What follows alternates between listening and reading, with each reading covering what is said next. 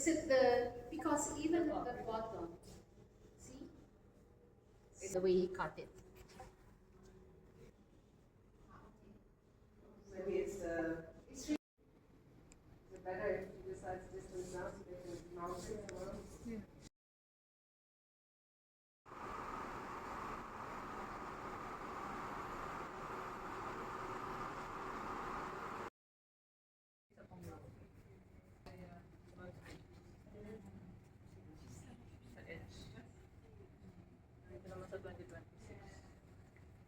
Pero sa coconuts nyo ito, dulo ng expo.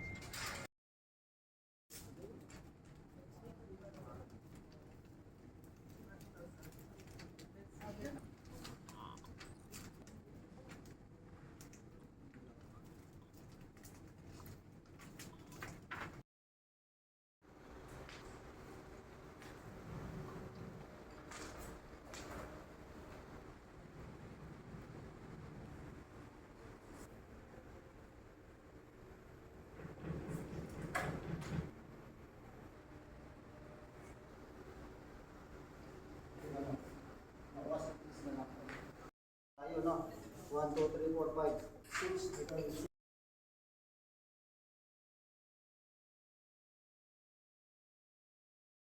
Oh. Kasi 4, 5, 6, 7. You might as well. Good. Yung pang Ano ba yan? Makakakap naman dito.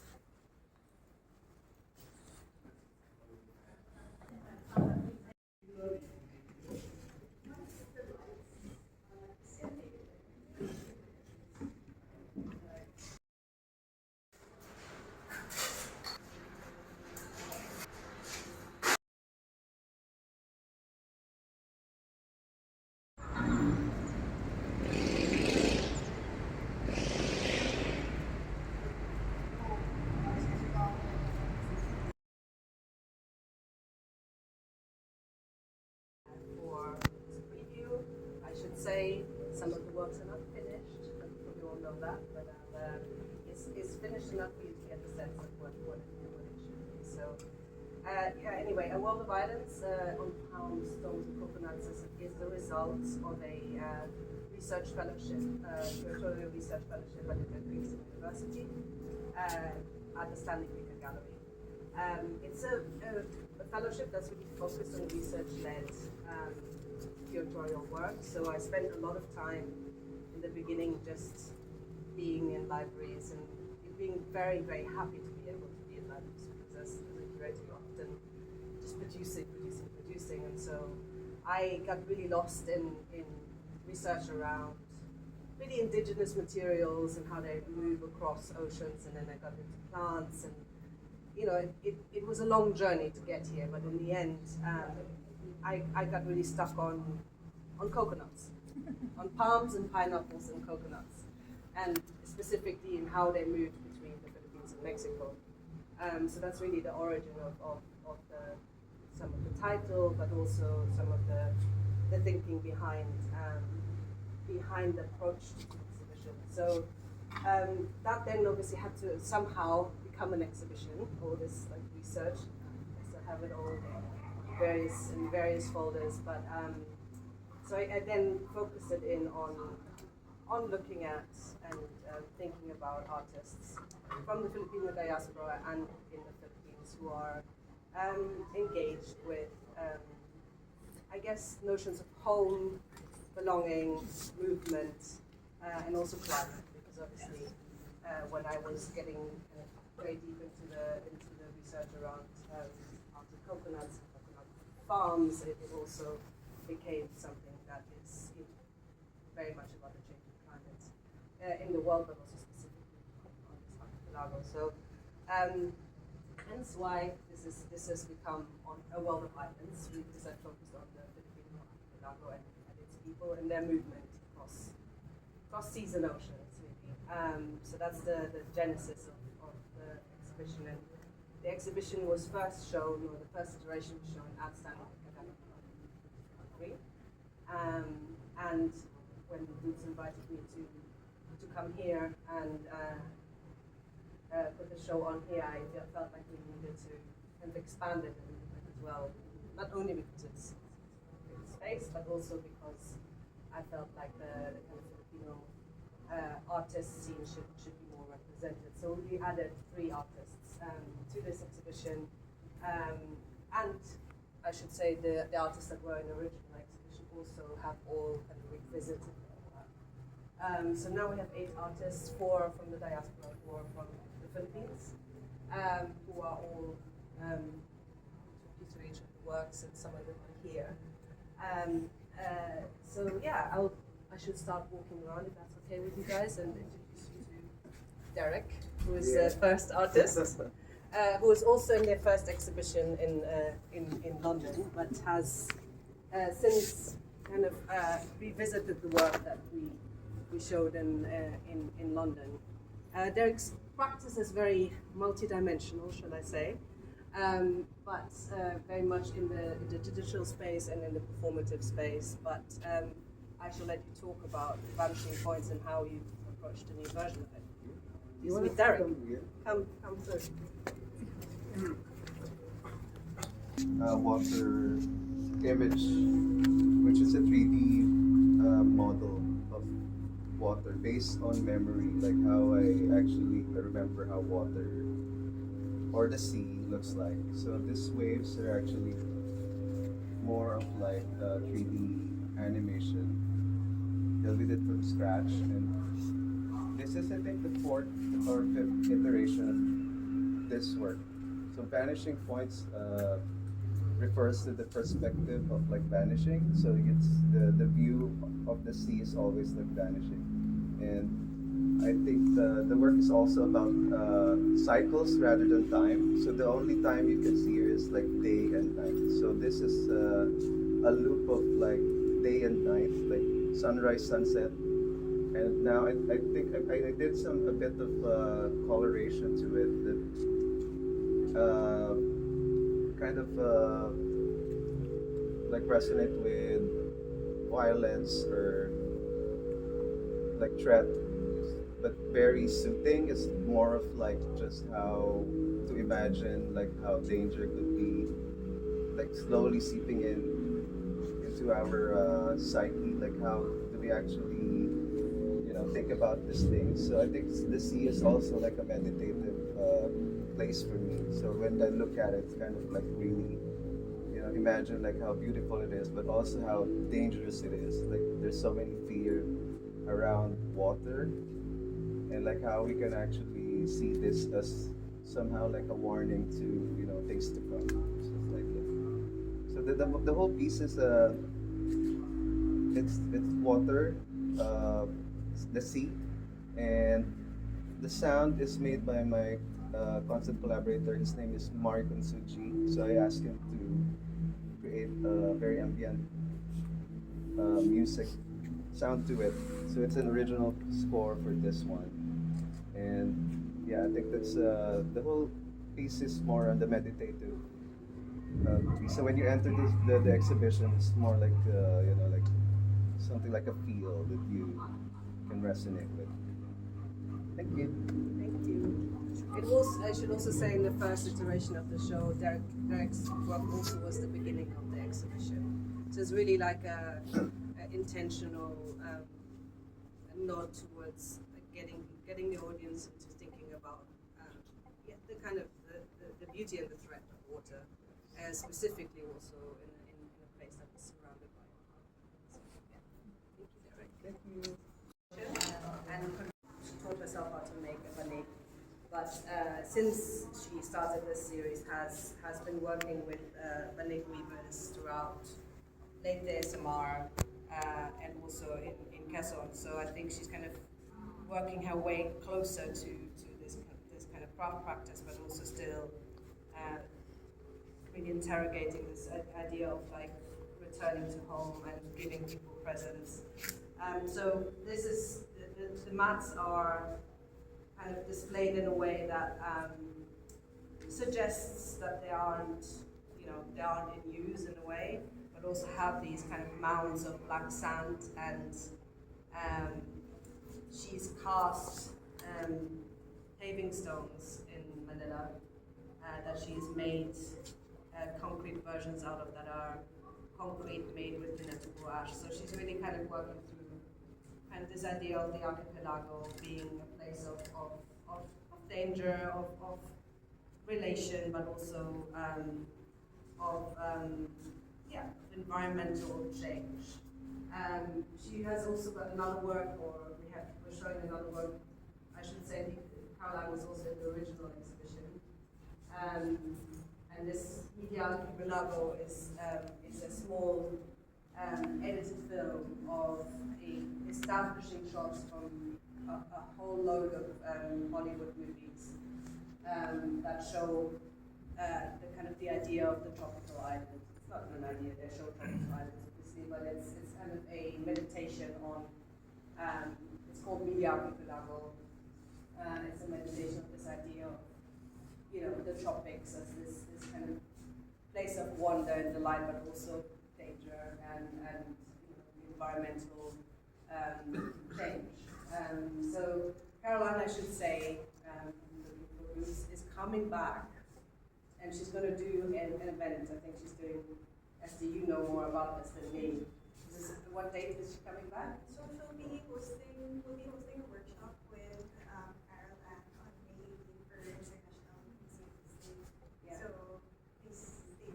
Yeah. So please stay tuned. Yeah, so she also did a series of workshops for us in London, which is really looking at using the skill of weaving to adapt things that are around you. So that's all I'll say, because I don't know exactly what she's going to do here.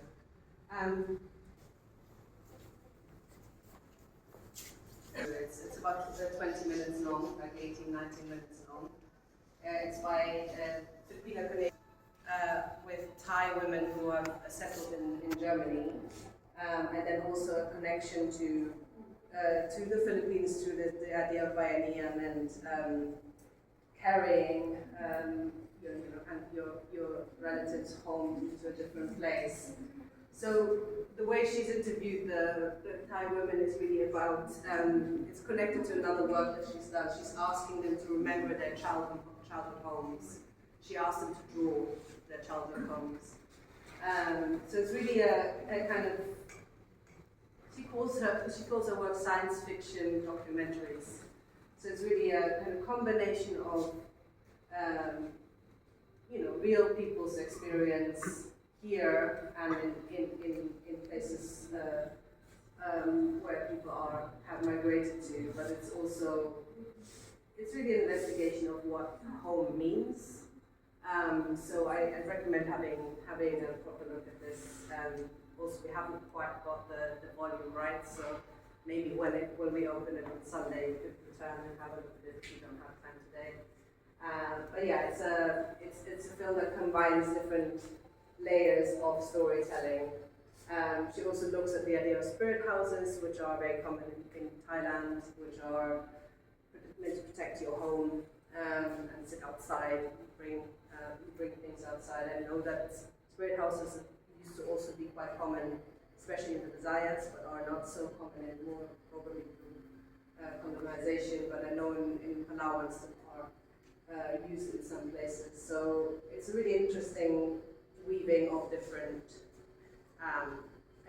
storylines into a kind of a commentary on what it means to be somewhere else and have migrated, and what home means in that way. So yeah, I'll recommend having a full look at this when we have the sound in place.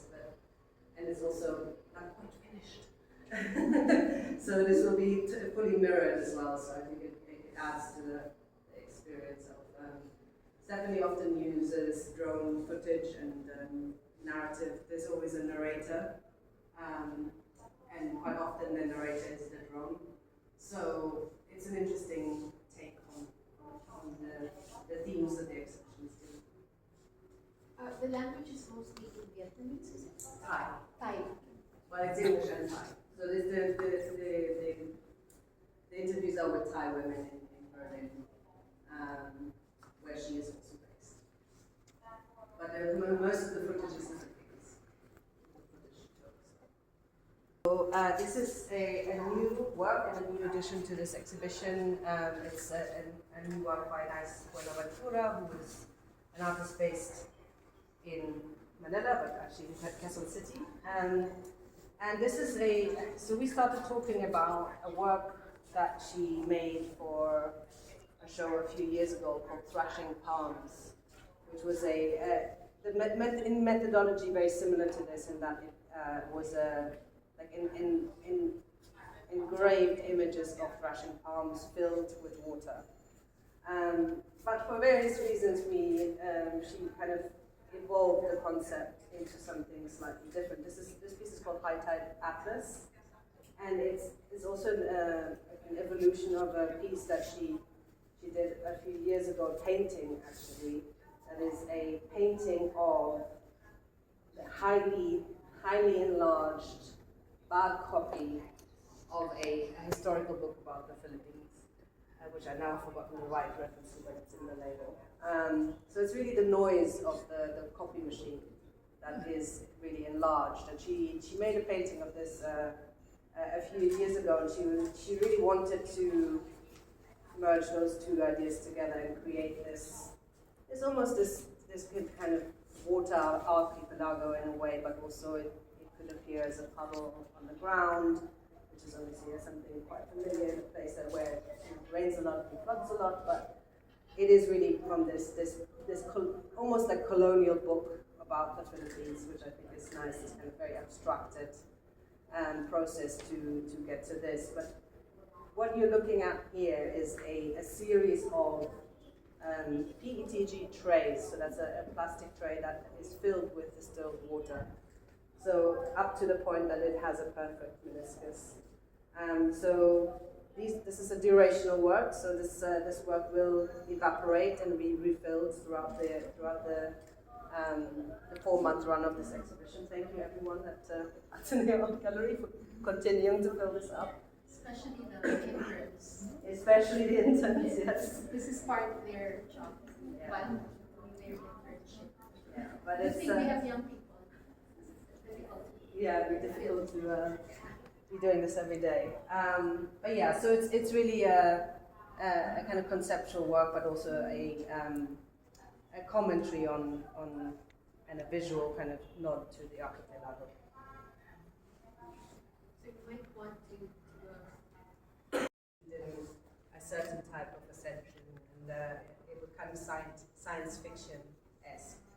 So this has inspired her piece, which is called Alley to Heaven, and is a fictional future in which an island in the West Philippine Sea has been kind of taken over by genetically engineered corals, and the tour of this island is done by these avatars. So it's really much of a reference to kind of gaming culture, to kind of online ways of seeing. So you can see even the way that the film that is totally CGI is created, kind of references those contemporary ways of seeing. Again, this is a film that probably should be enjoyed at your leisure. It's a little bit longer, and it can also follow the narrative a little bit more. But this is also not fully finished, so this will be somewhere we can sit and watch the movie. But yeah, it's kind of a future where humans are not really able to swim in the sea anymore because the sea is too hot. So this is it's almost like a strange virtual holiday to this island in the West Philippine Sea. So it's kind of slightly dystopian vision of the future, but it's also really a commentary on our insistence on territory and who the territory belongs to. So it's quite a lot of layers in terms of storytelling. So yeah, I recommend having a closer look when either today or later when you come back next time. Sadly, Alex couldn't be here, but yeah, this exhibition is an artist called Marcel, who is a self-taught painter who was an engineer on big trading ships for 10 years, so practically an OFW. So this is his kind of an expression of his experience on the ships. And these are 6 very long strolls, kind of the dark side of the kind of abuse that you face, I guess, as an OFW in terms of like job precarity. You can't leave the ship in certain places because you can't have visas.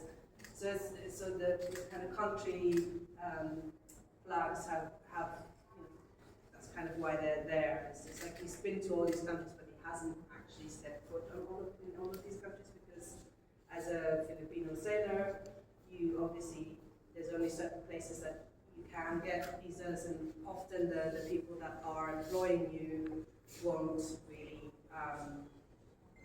make the effort in order for you to get the appropriate visa. So quite often you're stuck on the ship for many, many months on end, often not even on deck, but often in the hull, especially as an engineer, you're very close to the kind of the workings of the ship. So yeah, so these scrolls are really a kind of expression of this experience. He's been a painter for many years now, so he's also part of the Old Fair this year as one of the kind of new painters. But yeah, this is I think a very special a new commission for him. And yeah, we can spend quite a lot of time. There's a lot of detail in these scrolls. We're hoping that he'll be here for the opening, but we don't know. But we can speak to you. So still doing tuba. They call it tuba, but it's the same thing, and they drink it sweet rather than kind of alcoholic. So I ended up doing this research around that and making a series of vessels, clay vessels, that were based on the different ways in which tuba was stored or drunk in Mexico and here. Because in Mexico there's not much trace of this, so a lot of this is hearsay. But what's also interesting about the kind of the traces of Filipino existence in Mexico is that their most famous drink, tequila and mezcal, is actually is only able to be made because of tuba, because of the way in which Filipinos put distillation over. So now still the most ancestral forms of mezcal and tequila still have, so the distillation process is a still, so it's like a pot, and then it gets heated up and alcohol goes over there, but the pot is still called Filipino. So it's one of, I just thought that it was quite an interesting way of manifesting some of the tangible influences that, you know, the fact that Filipinos have since then, you know, since the 1400s, been either forced to move across seas or voluntarily moved across seas and leaving kind of some sort of transcultural trace behind. So that's what the little typology of tuba box is.